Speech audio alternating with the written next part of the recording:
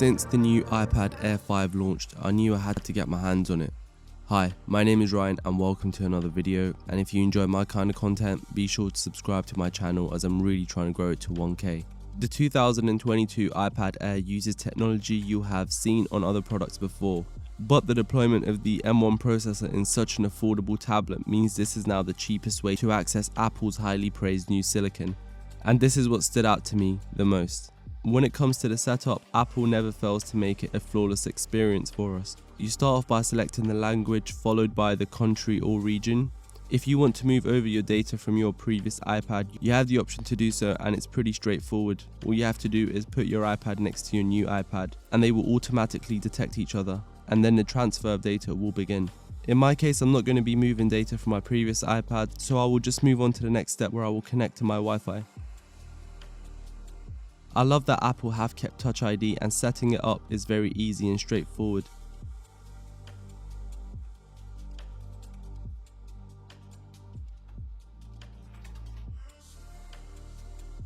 Once that's done, you create your own passcode and then you need to log into your Apple ID. And after all that, you're pretty much all good to go to start using your new iPad. The iPad Air 5 is available in 4 different variants. 2 are Wi-Fi only and come with either 64GB or 256GB of storage. The other pair additionally have 5G and either 64GB or 256GB of storage. Prices for the Wi-Fi only model start at £569 and rise to £719, while adding 5G increases the price by £150. I opted for the 64GB storage with Wi-Fi only as I wanted to spend the extra money on accessories such as the Apple Pencil, Magic Keyboard, screen protector and the Smart Folio case. I love how instantly Apple's Magic Keyboard connects to my iPad and I can start typing immediately. Also, the touchpad truly transforms your iPad into a laptop, but note that it does come at a price of £279, while the standard Smart Keyboard Folio, which comes without a touchpad, is £179.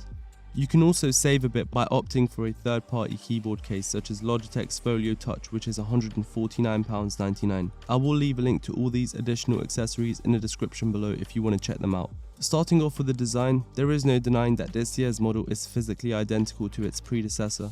It weighs 461 grams for the Wi-Fi model and 462 grams for the cellular model, while adding the Magic Keyboard raises the overall weight to around 1.2 kilograms. Now that's a little heavy for a device with a 10.9-inch screen. But if you're concerned about weight, then the iPad Air with the Smart Keyboard Folio works out much lighter at a total of 758 grams. There's a new blue color to add to the space gray, pink, purple and starlight options we have seen before. I opted for the space gray as I wanted to stick to a consistent dark theme to match the color of my iPhone.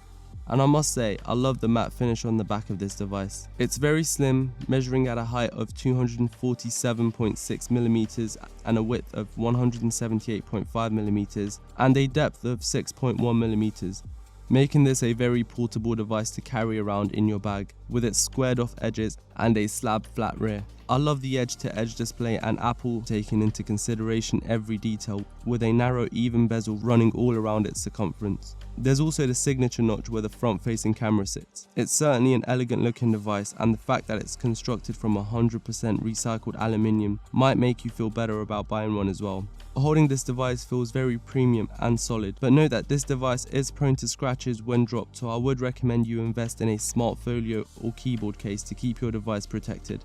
I know these can be fairly expensive, so I would recommend this case right here as an alternative option if you are on a budget. I will leave a link in the description below if you want to check it out. As with the last iPad Air, biometric login is achieved via a Touch ID fingerprint reader that's built right into the power button. This is located on the top edge on the right when held in portrait orientation, or the left edge at the top when used in landscape orientation or docked in the keyboard case. When setting up your Touch ID, it's very quick and efficient. And I must say, Touch ID is just an awesome feature that works reliably and effectively. And I love how responsive it is. I'm glad Apple haven't changed that. If you're an artist, creative professional, student, or pretty much anyone who loves to have control over their device using a pen, then this is for you. The Apple Pencil has a very clever design and sits beautifully on the Apple Pencil magnetic dock on the iPad where it can charge. It has impressive functionality and I love how extremely accurate it is when writing, and it feels great to hold too.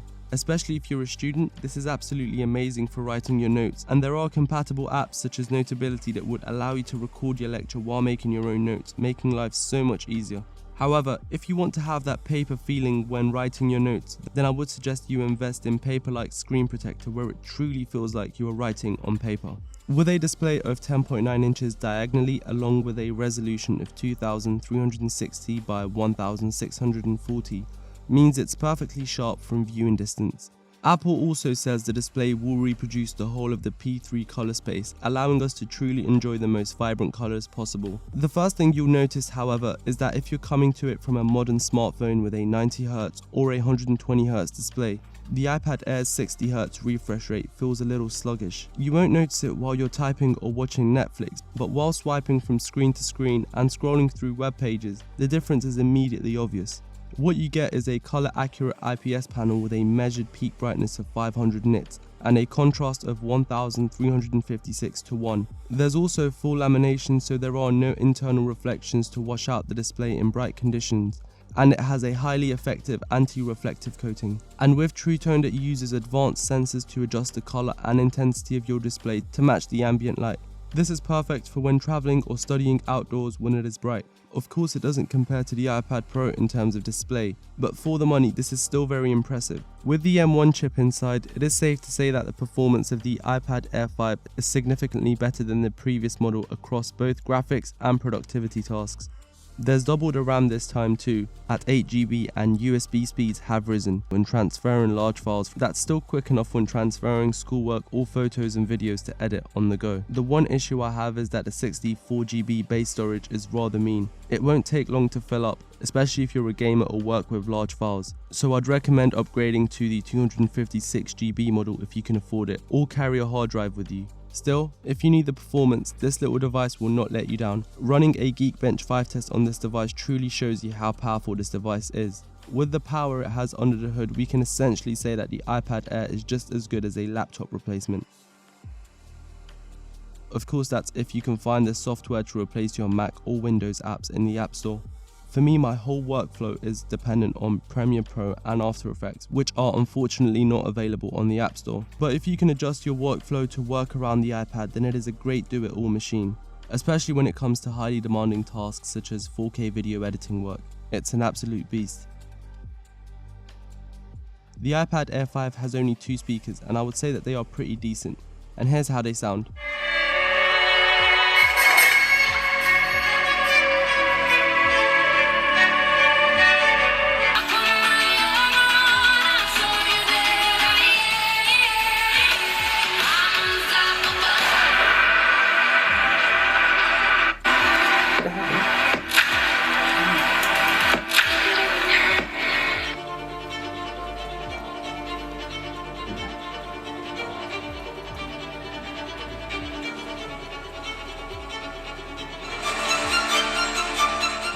Obviously they don't compare to the speakers of the iPad Pro, but they are fairly good, especially for a tablet. They get loud, have good stereo separation, and when you're holding it you can even feel a hint of bass. On my own experience, I don't have any complaints, therefore these average speakers are not much of a deal breaker for me.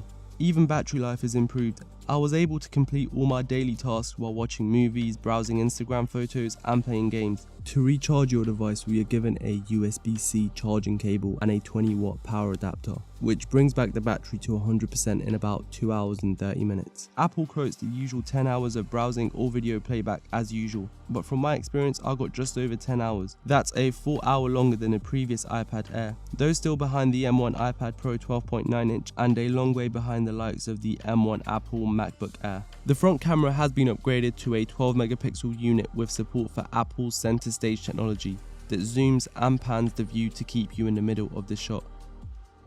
This is an awesome feature for FaceTime calls.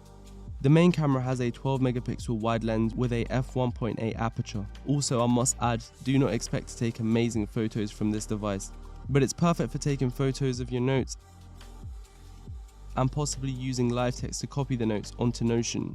You can even record 4K up to 60 frames per second videos with it if you enjoy shooting videos with your iPad. Now the real question is that whether this is actually worth buying. I think the iPad Air 5 is an awesome device if you don't mind missing out on the Pro's 120Hz display.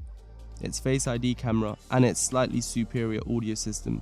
The iPad Air delivers a very similar experience overall and performance for a lot less cash. This is the kind of device that would be ideal for students due to its portability and features it has to offer. Moreover, what you're getting here is a laptop alternative that's as powerful as a MacBook Air, but one that costs about £300 less. The smaller screen and 64GB base storage may not be for everyone, but there's no denying that the iPad Air 5 has a lot to offer for its price. I will be doing a long-term review on this device and a dedicated review for students in the coming weeks. Be sure to subscribe to the channel so you don't miss out.